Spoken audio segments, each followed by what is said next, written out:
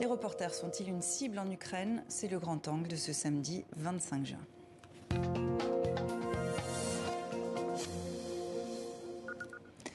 Depuis le début de l'invasion russe, 8 journalistes ont été tués dans l'exercice de leur métier. Alors nous allons nous poser cette question. Les reporters sont-ils une cible en Ukraine? C'est notre grand angle. Avec vous, Arnaud Froger, bonsoir. Bonsoir.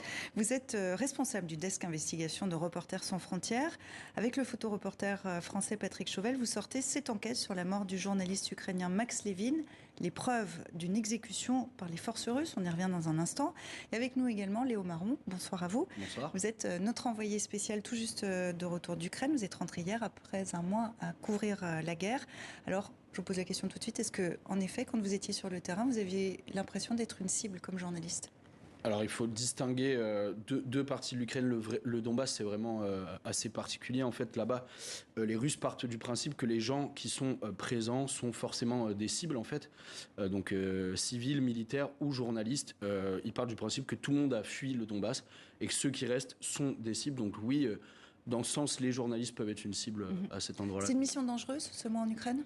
Oui, c'est une mission forcément dangereuse, hein, dans toutes les parties de l'Ukraine et encore plus dans le Donbass, comme je vous le dis. Vous êtes rentré d'Ukraine il y a 2-3 semaines. Vous partagez le constat de Léon ? Oui, c'est une guerre terrible. Les journalistes, évidemment, peuvent être soit des victimes collatérales du conflit, ils peuvent prendre une balle, ils peuvent prendre des éclats de mortier, comme c'est arrivé aux journalistes français il y a quelques semaines maintenant. Et puis ils peuvent être, comme Max Levin aussi, des cibles exécutées froidement, et c'est ce que démontre. Vous avez enquêté sur Max Levin, sur ce cas particulier. Selon Reporters sans frontières, il a été exécuté par les Russes. Qui était-il ? Présentez-le-nous. Max Levin, c'est un photoreporter de guerre, très connu en Ukraine, depuis la guerre du Donbass en 2014. C'est un peu d'ailleurs une figure tutélaire, hein. On l'a appris au cours de notre enquête des reporters et des journalistes en Ukraine. Il publiait beaucoup, il contribuait notamment pour Reuters, l'agence de presse. Et c'était un journaliste extrêmement respecté. Il avait servi aussi de fixeur à Patrick Chauvel, le photoreporter de guerre français avec qui on a co-réalisé cette enquête. Max Levin et son accompagnateur ont été retrouvés morts le 1er avril de cette année dans une forêt au nord de Kiev. Alors qu'est-ce que vous avez découvert ? Vous dites que les Russes les ont tués, c'est ça ?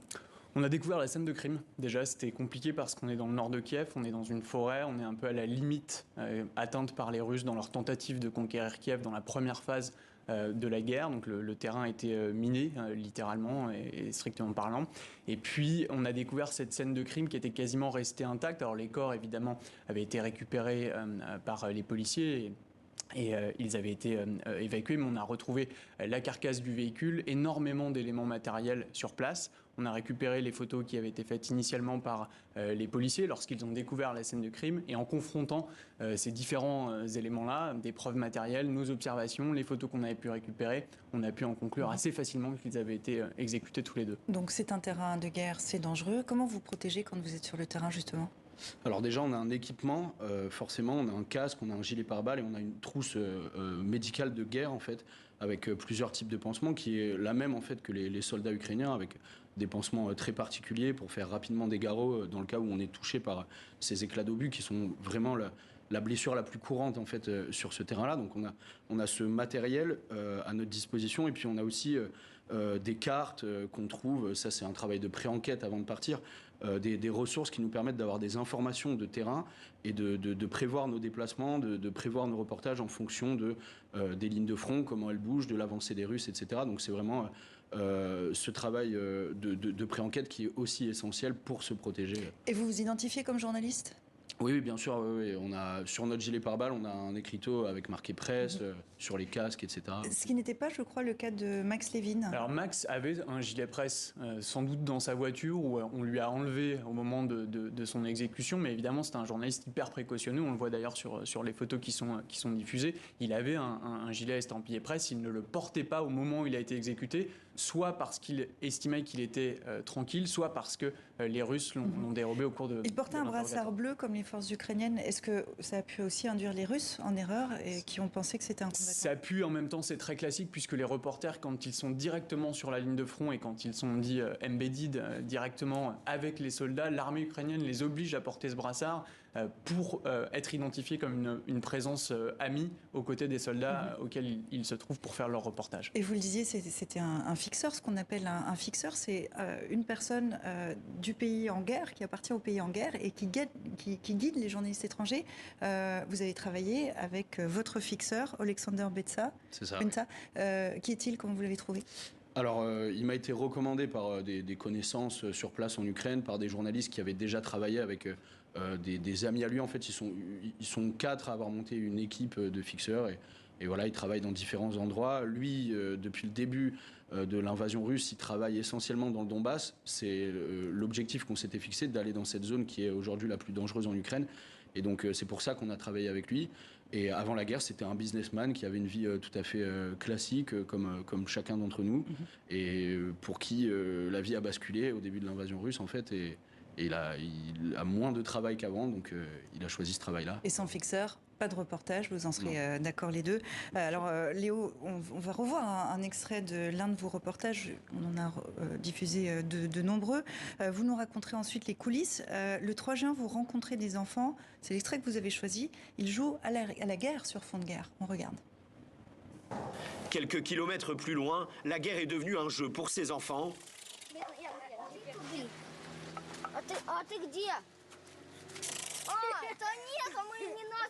Aucun ne veut jouer le rôle du soldat russe. Sur ces blocs de béton, ils ont inscrit le mot « checkpoint » juste devant leur maison. Ils reproduisent les contrôles de l'armée. C'est un militaire qui m'a donné ce gilet et aussi cette casquette. Ici même, au plus fort de l'occupation russe dans la région, cette localité est restée sous les couleurs ukrainiennes. L'armée ukrainienne va nous protéger. Nous ne lâcherons jamais rien. Une détermination intacte pour ses habitants au 100e jour de guerre. Alors là, on le voit, on n'est pas sur un bombardement, en apparence une vie un peu normale. Pourquoi ce moment-là vous a tout particulièrement marqué ? Parce que je trouve qu'il dit deux choses de cette guerre qui, moi, m'ont particulièrement frappé. D'abord, c'est que les enfants aussi, s'habituent à la guerre. Là, on est vraiment, on le voit pas parce qu'il n'y a pas de bombardement, mais on est vraiment tout proche d'une ligne de front. On est pratiquement sur une ligne de front. Les gens ont décidé de rester chez eux et ces enfants jouent à la guerre. Les parents qu'on rencontre vaquent à leurs occupations de façon tout à fait classique. Et on a le sentiment qu'en fait les gens vivent malgré cette guerre et continuent à vivre. Et ça raconte aussi, je trouve, le sentiment national qui est vraiment décuplé depuis l'invasion russe. On voit ces enfants qui ont reçu des cadeaux des militaires, une casquette, un gilet, un semblant de gilet pare-balles, etc. Et en fait, les parents qui nous racontent qu'ils ne peuvent pas croire que les Russes arriveront jusque chez eux. Et c'est vraiment ça, c'est le sentiment national qui est décuplé depuis l'invasion russe, même pour les enfants. Votre réaction à cet extrait ? On a assisté à une scène quasi similaire, en fait. La première fois qu'on se rend dans cette forêt au nord de Kiev, on y va évidemment accompagné parce qu'elle est minée, les civils n'y ont pas accès. L'un des tout derniers civils qu'on croise, c'est un petit garçon à vélo, il a 8 ans et il porte un treillis militaire. Alors je ne sais pas si joue à la guerre, on est en voiture évidemment, mais ça illustre aussi à quel point cette guerre elle est prégnante pour toutes les générations, y compris à Kiev, au moment où il n'y avait plus de combat, quand nous y sommes rendus. Et est-ce qu'elle est prégnante pour les reporters aussi ? Vous êtes rentré hier, vous êtes rentré il y a 2-3 semaines. Comment on fait pour revenir à son train-train quotidien quand on a été sur un terrain de guerre ? Alors, moi, à la différence de mon collègue ici, je suis allé couvrir un crime de guerre. J'ai pas littéralement couvert, j'ai plus couvert les conséquences de la guerre que la guerre elle-même. Donc, même si la réalité est dure et les gens sont profondément marqués, je me mets pas exactement sur la même ligne que mon collègue qui a couvert. Léo, il y a 2 jours, vous étiez encore en Ukraine. Vous êtes complètement rentré ou vous êtes encore un peu entre les deux ? Je suis forcément encore un petit peu entre les deux, puisque c'était pour moi un premier terrain de guerre. Donc c'est vrai que c'est un mois qui marque beaucoup, un mois de stress permanent finalement. On est tout le temps dans une forme de vigilance, peu importe les endroits où on se trouve. Donc oui, c'est un petit peu compliqué de revenir à la vie normale, mais bon, après, c'est la famille, les soutiens classiques en fait. Et d'ailleurs, les Ukrainiens sont tellement marqués, les journalistes, les reporters par la guerre, qu'il y a une forme d'accoutumance aussi parce que eux, ils la couvrent depuis 2014 dans le Donbass, cette guerre. Et Max Levin, d'ailleurs, avait créé des groupes de parole pour les reporters et les photographes qui couvraient le conflit depuis 2014. Je reste sur Max Levin et sur l'enquête que vous avez fournie récemment. RSF a été entendu comme témoin par les services de renseignement ukrainiens. Vous avez rassemblé et transmis des éléments de preuve à la justice. Ces témoignages de journalistes, soit vos reportages qui informent au quotidien ou le travail que vous délivrez, est-ce que vous avez l'impression de témoigner aussi pour la justice et pour l'histoire, ou est-ce que vous vous substituez à la justice ? C'est un peu les deux. Il faut comprendre que la justice, elle est complètement débordée. Quand le corps de Max Levin et son compagnon Alexei Tchernikov sont récupérés et transmis à la morgue, il y a une centaine d'autres corps qui sont là ce jour-là. Il y a une centaine de soldats ukrainiens qui se font tuer tous les jours. Il y a environ 500 blessés. Donc on est face à un afflux de cas comme évidemment jamais la justice n'en a connu. Donc notre contribution, c'est à la fois une contribution pour la manifestation de la vérité, mais aussi pour la judiciarisation et faire en sorte que si jamais les soldats russes qui ont tiré sur ce journaliste se font arrêter par exemple dans le cours du conflit, il y a un cas prêt qui les attend pour qu'ils soient jugés dans de bonnes conditions. Vous, c'est quelque chose que vous avez en tête quand vous êtes sur le terrain. Vous dites à quoi vous pensez ? Vous dites que peut-être ça va permettre de témoigner aussi sur le moyen terme ?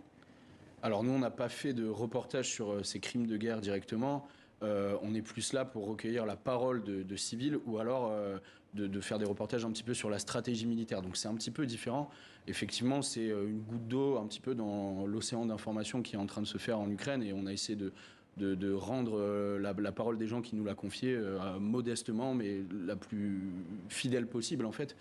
Et oui, forcément, ça fait partie d'un tout et du travail de l'ensemble des journalistes français ou ukrainiens ou étrangers qui sont sur le terrain et qui participent à informer. Et c'est une guerre qui restera dans l'histoire, donc forcément on y pense. Ouais. Vous allez retourner en Ukraine ? Vous avez l'intention d'y retourner ? Oui, j'aimerais bien. On en a parlé avec la direction de l'information ici. De TV5 Monde. Voilà, exactement. Et oui, bien sûr, j'aimerais y retourner. Mon collègue Luc, avec qui je suis parti un mois, il y est encore.